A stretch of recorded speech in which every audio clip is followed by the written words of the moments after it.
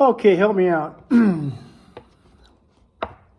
Probably well over a decade ago, we had cast our own bullets, lead bullets. This is one of them right here. It's like the last one I think I have right here. We had a couple hundred of them. I found them in my storage. I say I'm going to load those things up and shoot them.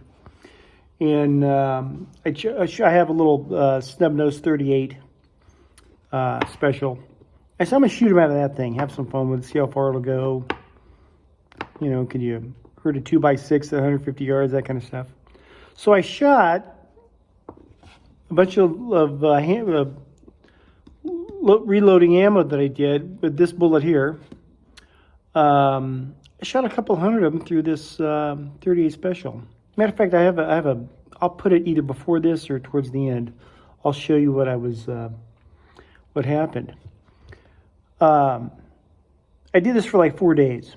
First day, very accurate little firearm, even for a snub nose. Second day, not so much.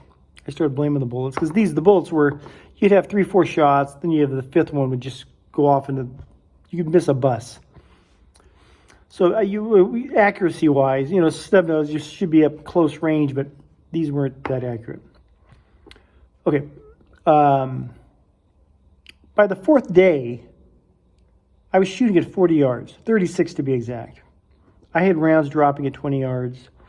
I couldn't hit the mound I was aiming at. This thing's the size of a van. I have some targets on it. It was all kinds of sideways.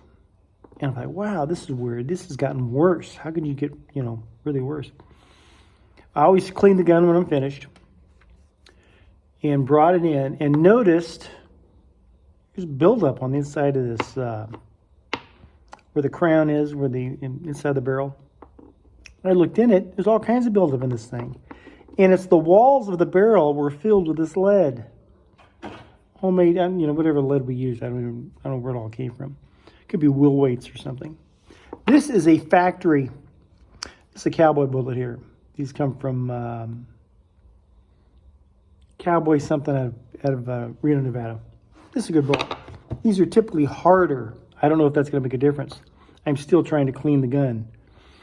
But my question is, if I know some of you guys do your own cast bullets, is this an issue? If I'm shooting this, a lot of it, am I going to get buildup inside of the barrel? I mean, the rifling is gone. I got to clean all the lead out of it. That's why it was so inaccurate. And it was developing a kick, a recoil. Luckily, I didn't have anything jam up in there. I'm thinking, here's a piece right here. I don't know if you see that.